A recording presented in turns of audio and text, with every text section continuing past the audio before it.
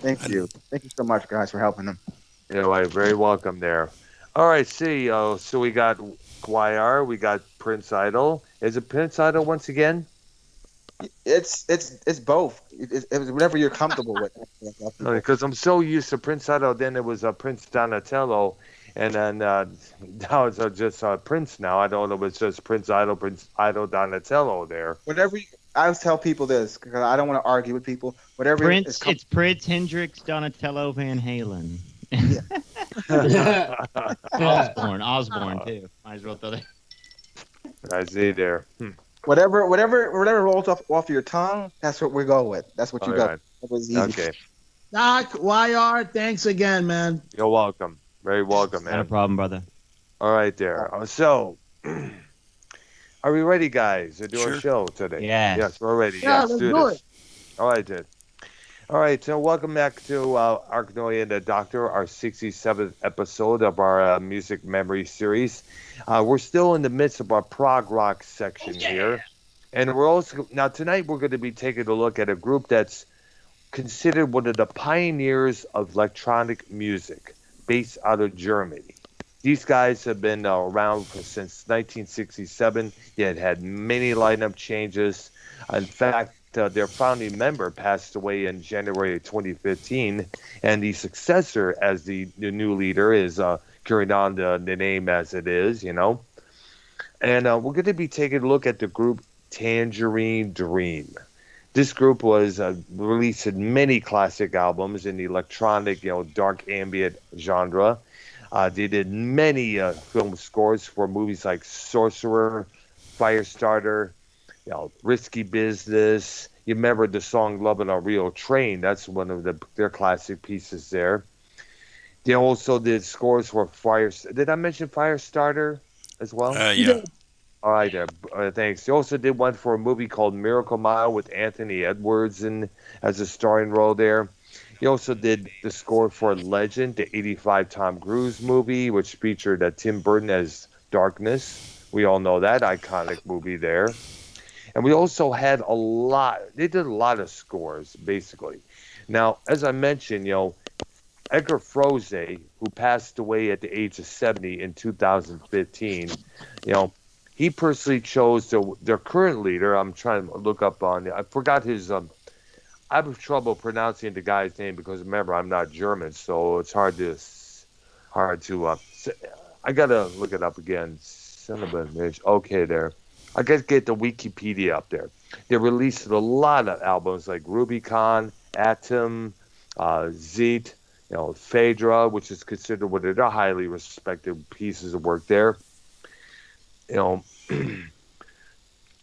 Other albums include Ricochet, a live album, live in Poland, many others. They were one of the most successful acts in the 1970s on Virgin Records. In fact, it was one of their earlier albums, Atom, ATEM, which is my personal favorite from them. And basically, it's they're considered one of the pioneers of the dark ambient genre, the dark new age genre as well. Towards the end of kind of like house music, like techno type. no, thing? it's not really techno, not techno, but a couple bass lines in some of their tracks that could be cited as an influence for techno music. It's not house music at all. They started out as a regular rock band, but they kind of like shifted towards the space rock, minus the drums, except for a couple of drums here and there on a couple of tracks on the Atom album that I mentioned there. How do you compare them to, say, Kraftwerk?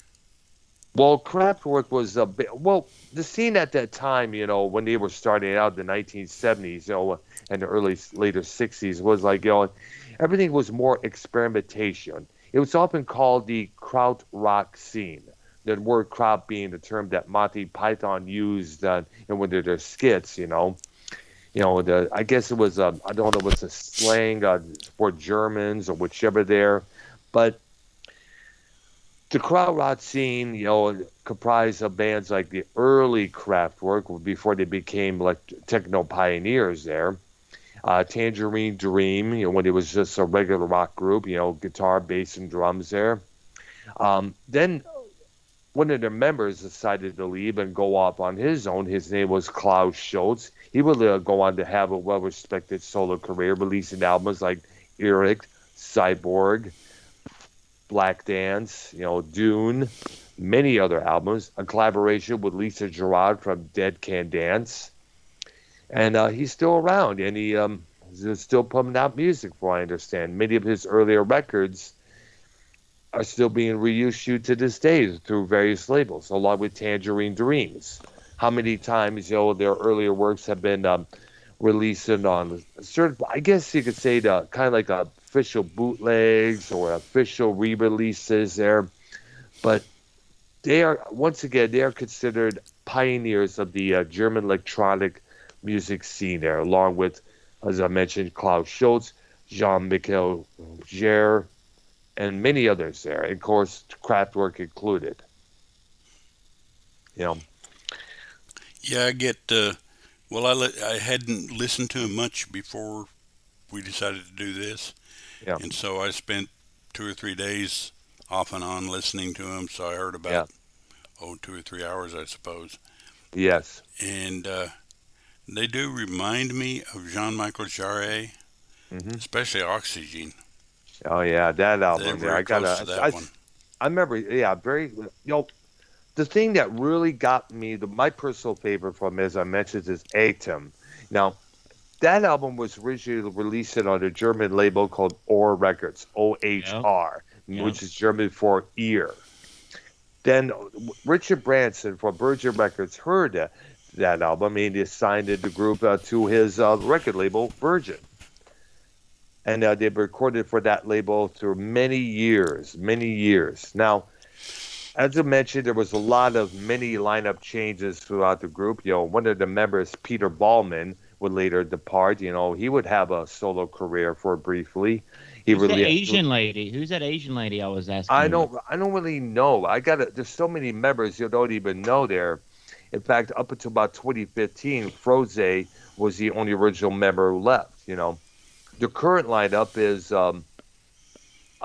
Thorsten Quashinging, if I'm pronouncing his name correct, and he was named the chosen successor and the current longest-serving band member. He joined in 2005. He is joined by violinist Hoshiko Yaman, who joined in 2011, and Ulrich Schanaus, who joined in 2014 as well, and newcomer named Paul Frick, who joined it last year. They're considered a pioneering act in the electronica music genre. Their work within that label there, along with Ohr Records, produced albums that have a massive role in the development of the German musical scene known as Cosmic. Their Virgin years, all the albums they recorded for that label, so-called because of their association with Virgin Records, producing albums that explore synthesizers, sequencers, including top 20 albums that charted in the UK, Phaedra from 74, Rubicon in 75, and he also had a successful career composing film soundtracks, the ones I have mentioned, like Risky Business, Flashpoint, The Keep, Legend, 3 O'Clock High, Near Dark, Shy People, Miracle Mile, Sorcerer, Thief, with James Caan in that lead role there. Now, they continue to explore different styles of electronica, instrumental music, as well as that.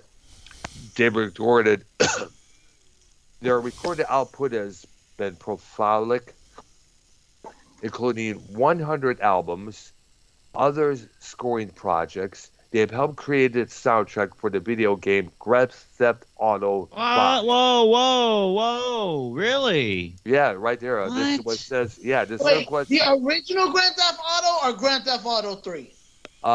Grand Theft Auto V. I think that means 5. Oh, 5. Oh. Yeah. No way. Wow. Yeah, that's what it says right here on the listen, Wikipedia. On the Grand Theft Auto 3, that was like pretty much the soundtrack of Scarface. Yeah. She's on fire. You know what I'm saying? Like songs like that. So And then obviously, San Andreas, they had Richard Tom Petty. They had Tom Petty on there. Ice Cube, Yeah. NWA, and Liberty City Stories. They had of You're Free to Do What You Want to Do. They had some classic songs in Grand Theft Auto. Yeah. Crazy. Yeah. Now, the Dream. I live an hour away from Liberty City. Now, the Dream has released an album called Quantum Gate in 2017. In December 2019, the band released Recurring Dreams, a compilation of new recordings of some of their classic compositions there. So, I first got into him back in 1985 at a place called Record Time near East Detroit, or at later East Point, Michigan there. I saw the album cover for Rubicon. It was an interesting album cover there. I guess a lot of their album covers, I don't know who did the album covers for them, but it was a pretty good album cover when you think about it there. Look it up, YR and Keith, if you get a chance to. It's like a drop hitting a puddle of water there, and it's a still frame from that there. And it was pretty. Now, the UK version of that album featured this gatefold and a bunch of leaves, a bunch of this, a bunch of that there. And somewhere in the little distance there, you could see Jerome Froese, Edgar's son. Now, Jerome also made his appearance on the front cover of the album Atom, right there. One of my personal favorites. Kind of funny, I found a pre-recorded cassette of that album, and Jean-Michel Jarre recorded live in Houston back in 1986. And I was very amazed driving home by how the album sound. It was like, wow, this is something that you will play while with cruises somewhere in the nighttime around the forest or something like that. Now, I would often at times afterwards drive around Belle Isle in Detroit, playing that album. And the feeling that you just get when you listen to that album, just overwhelming. It's like anytime you're in a wooded area, whether it's on a dirt road or something like that, you play that album, the scenery with the music fits together perfectly, just perfectly. Yeah, actually, in a way, I'm kind of amazed that I never really heard him or got into him, because that's something that I would have. Of course, I heard him now, and it's kind of like, oh, I got some catching up to do. Yeah, I know. And the reason why we put them in the prog rock section, because a lot of ways some of their sounds may have considered, it's kind of like tied in with bands like Genesis and King Crimson and Yes there, because they were exploring a lot of different grounds there. Robert Fripp at King Crimson, he's continuously exploring new territories there. Yeah. Yes. Now, Jerome Froese, the son, he was... Keith, turn your camera off, dude. We don't do that on this channel. Oh, okay. Yeah, you could do it on YRs. I don't mind it at all. Nobody can really see it because I got my personal screenshot there of the band there. Now, I was thinking like it would show up on YRs. Oh yeah, you can go, because it's on my channel. Right there. Everyone go to sub and like and go into Brown's chat and be involved over there. I just, this is a little simulcast, but he needs to get the subs, the views, all that. You know what I'm saying? I want to outdo Bull Queef over there. There. But then again, I doubt him long before that. So now they started out back in the 1960s. Now Froese, he started with this project called the Ones there. That group disbanded after only releasing one single. After that, he experimented with different musical ideas, played smaller gigs with a variety of musicians, and some of these performances were in the famous Zodiac Free Arts Lab. The One grouping also had the distinction of being invited to play for the surrealist painter Salvador Dali. The music was partnered with literature, paintings, early forms of multimedia, and much more. It seemed as if though the most outreach ideas attracted any attention, leading Froze to comment, quote unquote, in the absurd often lies what is artistically possible. As members of the group came and went, the direction of the music continued to be inspired by the surrealists. You know, and the group came to be called Now, the group got their name from the Beatles song "Lucy in the Sky with Diamonds," meaning the term, of course, the line "Tangerine dreams and marmalade skies." Right. Yeah. And there's also a name of a particular form of weed that Tony smokes, from what I understand there. Now, Oh yeah, that's right. I remember. So Keith looked up some stuff. I put him to the test today on the Tangerine. Keith, what do you have on Tangerine Dream that you looked up today? And is that a tangerine colored shirt? Yes. Wait, let me go back to it. Is that an Astro shirt or an Islander shirt? Islander shirt. Nice. Tangerine Dream is a German electronic music band founded in 1967 by Edgar Froese. Yes. The group has seen many personal changes over the years, with Froese having been the only continuous member until his death in January 2015. Mm-hmm. All right. That's all I got. Yes. Now, that's pretty similar to what Chris Squire with Yes did. He stayed with the group all along, and everybody else dropped in and out. Yeah, that's true there, yes. Yeah. Now, the first Tangerine Dream album, Electronic Meditation, was a tape collage krautrock rock piece. Used the technology at the time rather than the synthesized music that they would later become known for. The lineup at that time was Froze, Konrad Schnitzer, and Klaus Schultz, who I mentioned earlier. The album was released on Ore Records in 1970 and began the period known as the Pink Years. Now, the Ore logo was a pink ear right on the label of the center of the vinyl there. Another album, like Alpha Centauri, relied mostly on electronic instruments with some drums.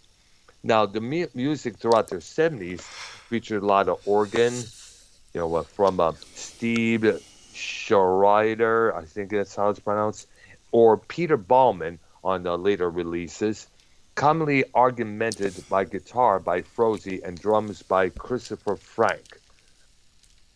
Now, they also started heavy usage of the mellotron of this period there. The band's album Atom was named Album of the Year by John Peel, the well-respected British DJ. And this attention helped the Tangerine Dream to get signed to Virgin Records in the same year. Soon afterwards, they released the album Phaedra, an eerie soundscape album that unexpectedly reached number 15 in the UK album charts and became one of Virgin Records' first bona fide hits. Phaedra was one of the first commercial albums to feature sequencers and came to define more than just the band's own sound. The creation of the album's title cut was somewhat of an accident. The group was experimenting in the studio with a recently acquired Moog synthesizer, and the tape happened to be rolling at the time. They kept the results, later added some flute, bass guitar, mellotron performances. The Moog synthesizer, like many others, was so sensitive to changes in temperature that its oscillators would drift badly in tuning, and the equipment warmed up as the equipment warmed up. And this drift can be easily heard in the final recording. This album also marked the beginning of the period known as the Virgin Years. Now, years on afterwards, they released other albums like Force Maneuver, I think that's how it's pronounced. Rick. What'd you say? Forced manure. Forced manure. It looks like looks like it's pronounced manure, but I think it's pronounced something else there. Yeah, what year? Now, what year was this on? What year was this? That album came out in 1978 there. It was just Froze and Christopher Frank. Peter Ballman had left, and they got somebody new to take his place before that. And prior to that, after that album came out. They only released one album with a singer, by the way. Album called Cyclone, with the drums and everything there. So they had but I was kind of questionable about that record there. Now, their live performances was usually simple by modern standards. 3 men sitting motionless for hours alongside massive electronic boxes zest-tuned with patch chords with a few flashing lights. Some of the concerts were even performed in complete darkness, as happened during the performance of York Minister in October 1975. As time went on, technology advanced and the concerts became more elaborate with visual effects, lighting, lasers, pyrotechnics, and projected images. In 1977, their North American tour featured full-scale laser rim effects. Hey guys, I'll be right back. All right. Now, the group toured extensively throughout the 70s and 80s. The concert usually included large amounts of unreleased and improvised material that were widely bootlegged. A lot of these performances were bootlegged. A lot of those recordings are now on YouTube, believe it or not. I downloaded one of them, which is pretty good to listen to. I have a live in London from 75 there. Pretty good stuff to listen to there. It's kind of amazing that as much musical exploration I did through the 60s, 70s, and 80s, that I never ran across them much. Or if I did, it was one of those things where I heard maybe something and didn't know who it was and didn't find out. Mm-hmm. And I heard the name, but I never associated with anything. And usually if I hear a name that I figure is interesting for whatever reason, I'll go find them and listen to them. But the 70s and such, there was no YouTube. I know, that's true. You had to go to the record store and buy the record, or just wait for the song to be played on the radio. Which good luck with that one. Yeah, because especially in Tangerine Dream, a very avant-garde artist, because a lot of that stuff didn't really get played on the radio. Man, really? Yeah, and even in the early 2000s, like radio was still, CDs were a thing still. I know, yeah, that's true. It's kind of interesting because I did run across Kraftwerk with the famous song Autobahn. They did play that, but that's kind of unusual for a radio station to play that. It's like, oh, this is different. I like it. And of course, I went out and bought the first album. It's kind of funny. Years later, the song "I Feel Love" by Donna Summer and Giorgio Moroder would become a massive hit, and that was all electronica, but it was more of the scale to the electronica dance genre there, right. which always brings the people to the dance floor, which always attracts listeners. But honestly, a lot of the early prog groups and unusual groups, you might say, never got played by regular radio. You had to find one of those underground stations to hear. Yeah, like the college stations, like they would play early Pink Floyd before Dark Side of the Moon became a massive. What about internet radio? Because we know XM Sirius came out. Well, actually, we're talking about the times in the 70s. No internet. Yeah, back then there was no internet. This is way back then. Even in the early 80s there, you had to rely on underground. Underground more. You have to go to an independent record store to find some of these groups here, like an independent record store. Because you couldn't even find them in standard record stores. That's true there, yeah. Same thing like Harmony House. Well, I remember at stores like chains like Harmony House, Sam Goody, Musicland, some of that's mostly Harmony House had a lot more of that stuff there.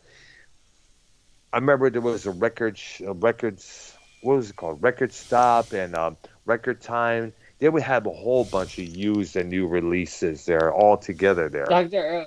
FYE? FYE? FYE? It's a record show. It's a music show. For your for your Yes. entertainment. There Yeah, was they one. sold, Yeah. they sold CDs, DVDs, CD players, the MP3 players. Yeah. Are there They started going out of business in 2009. Oh yeah, because the one I remembered was back in I think may have been the Lakeside Mall in Sterling Heights, Michigan. They had everything music, CDs, cassettes, music equipment as well, like guitars, straps, everything. A little bit of keyboards here and there, Yeah. Yeah, you can't go to your local. You never could go to your local Kmart or Walmart or anything like that and find anything beyond the top hits of the day. That's true there. Or especially in with stuff like Myers or Targets or Walmart's there. Well, mostly Walmart now basically is mostly current stuff and a little bit of classics here and there that we all know like the back of our hand, and that's mostly on vinyl. Little section Yeah. of CDs, like little dinky little section of CDs, believe it or not. Yeah. We have, I don't know if you guys have them up there or in the areas you're in. We had some Best Buy stores that used to sell some pretty big collections of CDs and such, but they've kind of scaled back too. Oh I know. Now like I said, it's mostly vinyl. Vinyl's big again. I would never buy really vinyl. the best way to listen to music is CD. Mm. It really Nah, is. the best way to listen to music No. is YouTube. Digital, Chris. No, never Everything mind YouTube, CD. because The mostly CD, bro. YouTube was mostly YouTube. You only concentrate on the hits, the thing that's trending. The best way. About the sound. I'm talking about sound. Like sound is through a CD. That's the best way to listen to music. Not a record because of the hiss. But I mean that's cool or whatever. But at the end of the day, a CD, it's digitally fucking. You know what I'm saying? That's true. Yeah. When you listen to MP3s and shit, that shit is it's not as like pristine as the real recording. You know what I'm saying? Because it's through MP3. Most of my music. What about cassettes? I was massively big on cassettes throughout the 80s and 90s. There, I didn't have a CD. I didn't start buying CDs, but I did bought a lot of CDs, but I didn't have a CD player in the car, any of the cars that I was driving at that time. So I record the CDs onto cassette and play them in the car there. Where's Lakeside Mall at? It was in Sterling Heights, Michigan on Hall Road. Record Town. Someone's saying in the chat, Record Town. You ever heard of that place? I think I have. Where's that located? It said Lakeside Mall. The person says in the chat, Mr. Shaft. Oh wow, is Stream Shaft? Hey, is Stream Shaft from Michigan himself? I think he is. All right, nice. My home state. In the 90s, I would get blank cassette tapes and record songs from the radio onto the cassette tape. I used to do that back in the 80s, early 80s, around 82, 83, 84. Well, I kind of did. I kind of did that. I'm sorry. I kind of did that myself. It's Vaseline. Keith, wipe that shit-eating grin off your face. Now back to the dream here. Now, Tangerine Dream did come out with some vocals on a couple of their on one of their albums and a couple of their tracks there. There was a song they did with John Anderson of Yes on the for the Legends soundtrack, and 78's Cyclone featured a singer whose name I don't know there. Now, Tiger and Undercover Chapter 1, there has been a few vocals on the releases there. I listened to the song Cyclone today. Mm-hmm. Cyclone. The whole album or Baby the time? Who cares? Okay. Who cares? I'm here, guys. Not to right. interrupt. I'm here. I'm I'm just taking notes. I'm taking notes. I'm watching Raw and I'm listening to you guys. I'm always taking notes on Raw. I'm doing my job. I'm always working on the clock. I think it hasn't started yet, if I'm correct there. Yeah, it's about 1 minute to 7. Yeah. All right. Now, there was a couple of vocals on the tracks, like The Harbor from Shy People and from 1981's Exit. And usually the group only returning to feature vocals in the music trilogy on Dante's Divine Comedy and their 77 album, Madcap's Flaming Duty. Now, the soundtracks they have done, massive, massive, man. And they did the scores for 20 films. This has been one of the interests for Froze since the 60s, when he scored an obscure Polish film, as well as appearing as an actor in several German underground movies. He made the score for the experimental film Never Shoot the Bathroom Man. Now, many of the group's soundtracks were composed at least partially of reworked material from the band's studio albums or work that was in progress for upcoming albums. For example, the resemblance between the soundtrack for the movie Thief and the track Ingneus, it's spelled Igneous, and the piece through Metaphoric Rocks from the album Force. See if you guys can pronounce this YR. Majeure. Majeure. Majeure. Force majeure. Thank you. I always said it. The word is spelled like it's spelled like it means maneuver or something like that. Now, their first exposure on U.S. television came when a track for the then in progress album La Parc, Parc, was used for the theme for the TV show Street Hawk. And some of their famous soundtracks have been, of course, as I mentioned, Thief, Legend, Sorcerer, Risky Business, The Keep, Firestarter, Flashpoint, Heartbreakers, Shy People, and Near Dark. And they also composed, as we mentioned earlier on the show, the soundtrack score for the video game Grand Theft Auto 5. And in 2016, they released their version of the theme music of the TV series Stranger Things. And they had expired music for a lot for the series just as well there.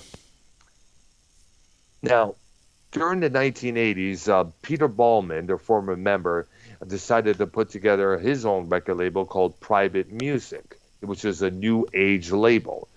Now, new age at that time was a thing there, drift and let your mind soar, this and that there. We hear it many times there. Now, some of the band, Tangerine was signed to that record. They released many other albums on that label in particular there. Now, some of their albums releasing in the 90s were nominated for Grammy Awards. Since that, The Dream with Jerome Froze, Edgar's son, took a directional change away from the new age learnings of those albums and more electronica style. After Jerome's departure, Froze steered the band in the direction somewhat reminiscent of material through their career. In later years, their albums would be the Dream Mixes in 95, the Divine Comedy series based on the works of Dante Alighieri. How is his last name pronounced? Alighiri.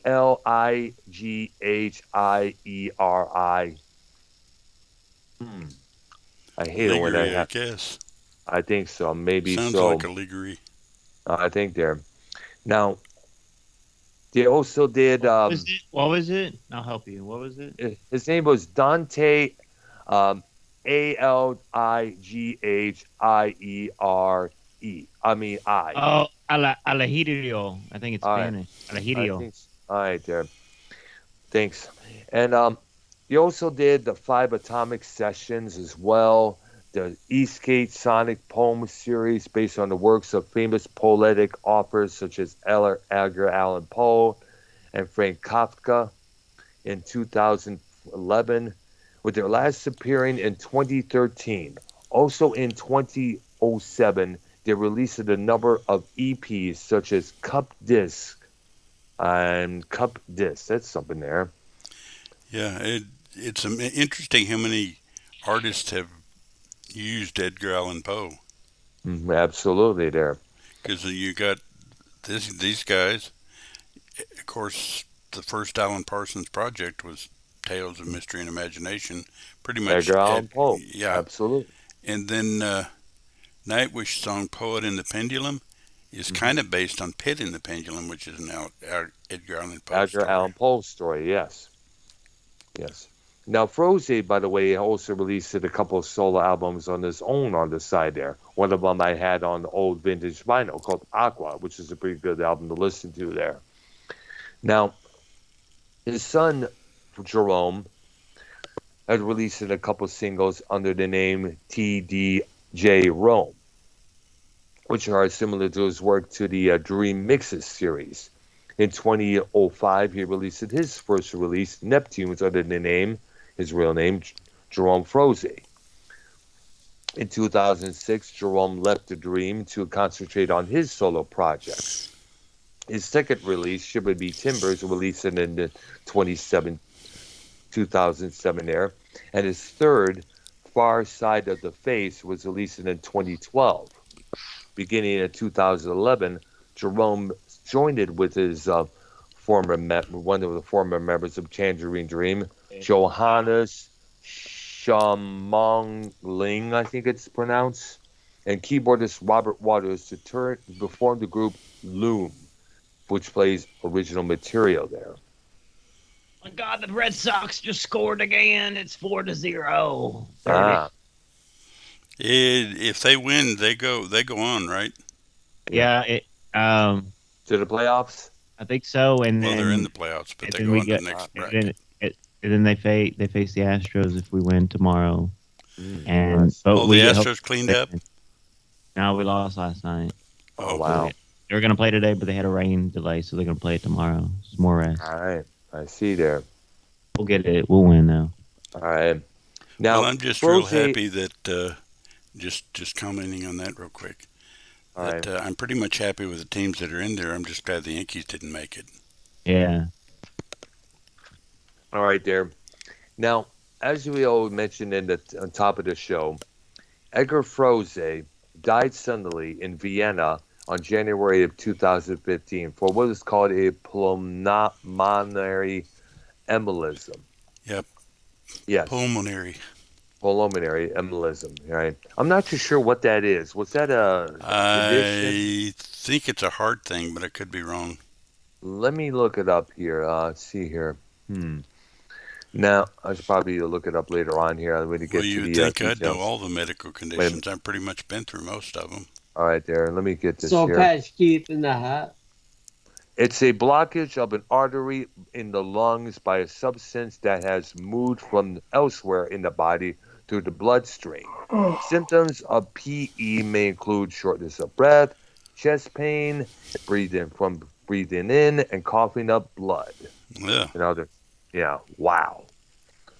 Now, the group's remaining members, Schunhaus and the Yamin and a Bianca, what's her, let's see her. Damn, I hate it when they, I wish they give us some names that we can pronounce, because then again, I'm not German, so I don't really know there. Then don't worry about it. I know. They're probably over there having trouble with Smith and Jones. Yeah, and they're... Wish these English people come up with names like ours. Mm-hmm. Yep. I know. Yeah, it used to trip me out watching Japanese movies and seeing this long Japanese name, Kibro or whatever, played another long Japanese name. I was going to say, well, they just... How is it pronounced, Keith? How do you do it? Japanese name? Haagen-Dazs? Yeah, that's kind of how it is. That's kind of how it is. Keith, how would you pronounce like a Japanese name? Like, what's the first name? I have no clue. Like I know, like Chinese, you would do like Hong Wang Chang. Yeah. I don't know Japanese. Yeah. Like, yeah, that used to trip me out watching Japanese movies and then seeing that at the end where they do the credits. True, yeah. Yeah. There's this Chinese woman named Diana Chung. They have vision issues. Wow. Yeah. Oh yeah, like on Cheech and Chong, they say let's get Chinese eyes. Yeah, Yep, I've been pretty much there. Yeah. Remember the song "Turning Japanese"? by the Vapors back in Yes. 1980. Yeah, we Oh, really God. know what that's about, right? Yes, I think we all know. Yep. Some of the Bullfrog is unable to do. Or he does all the time, one or the other. No, I can't do it because he's unable to reach his arm through all that blubber hanging out. Oh, there's There's that. this rap song. It goes like, "I smoke so much weed, my eyes look Chinese." Yeah, because I just brought up something about Chinese or something. Oh. Yeah, but let's put the rap music aside there. Okay. Please. Yeah, let's yeah. Well, as we mentioned, I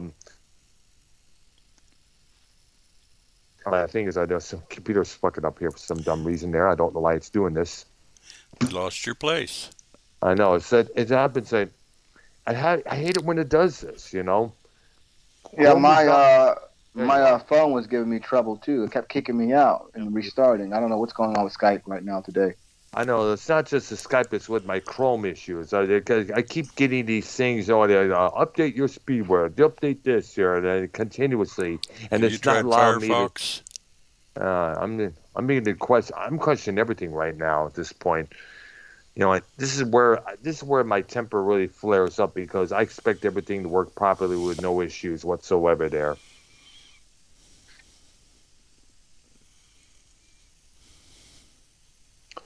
I got to give it a one. I'll let you guys say something while I wait for the shit to come up here. What do we need to talk about there? Because he covered everything I know about Tangerine. There we go. The thing is back. Well, one of the pages is back. Thank goodness there. Now, as we know, they released it since Frozy, basically Bianca ACQUAYE.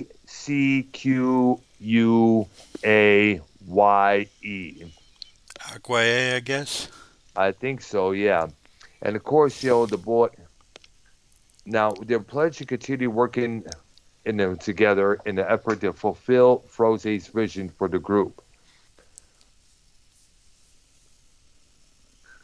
And however, Jerome did state that in his Facebook timeline that, in his opinion, Tangerine Dream could not exist without his father.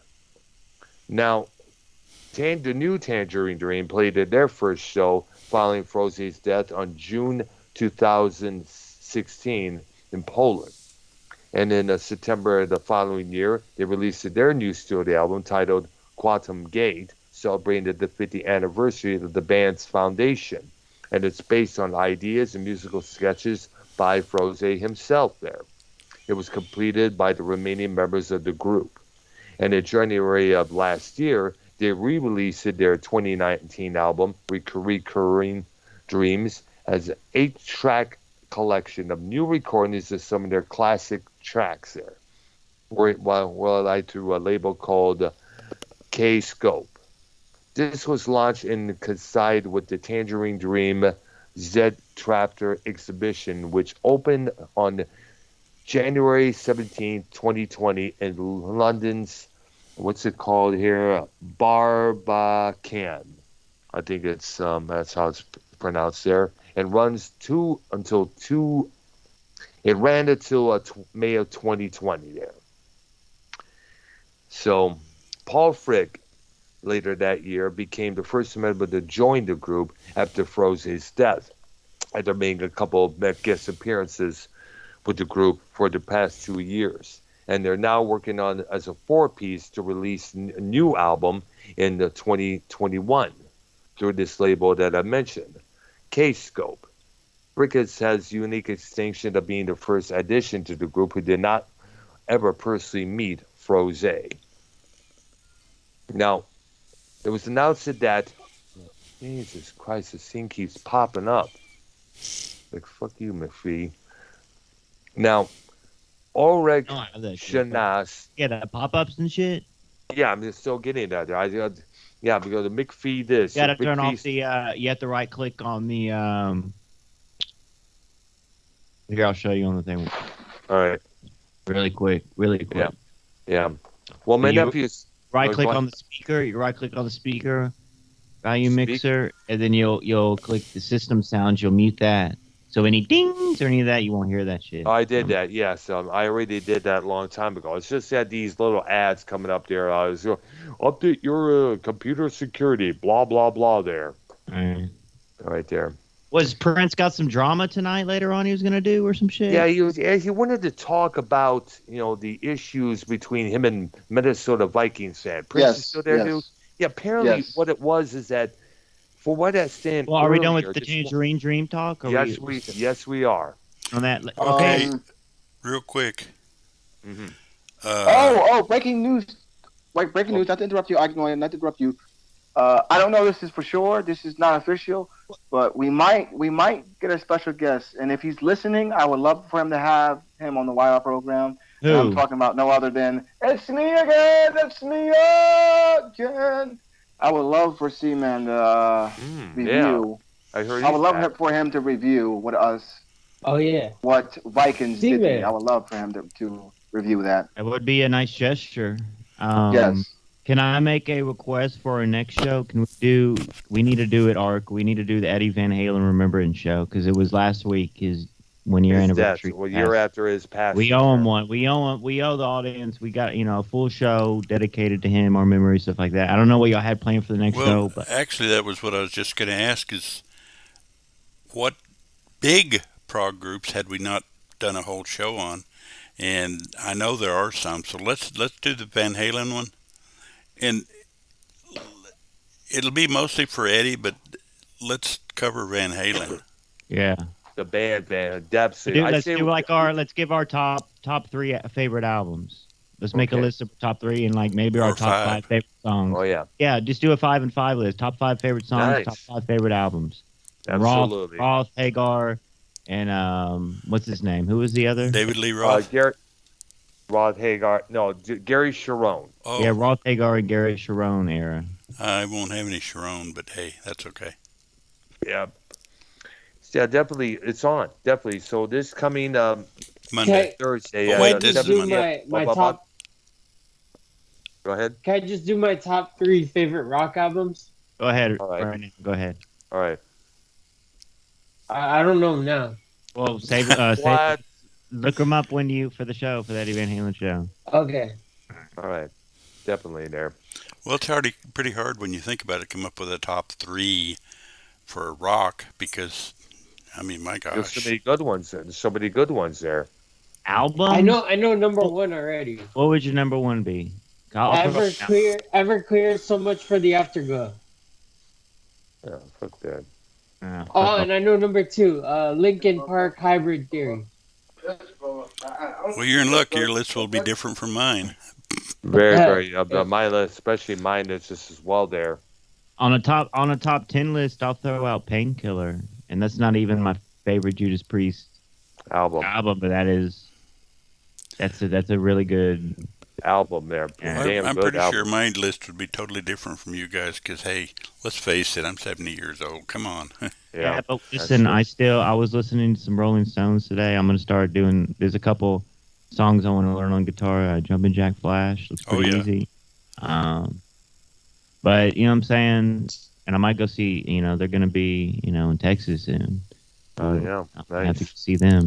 Because tickets Jumpin' Jack. All right. So it's official. This coming Thursday will be Van Halen, our tribute to Eddie. I'm going to do it good. Jumpin' Jack.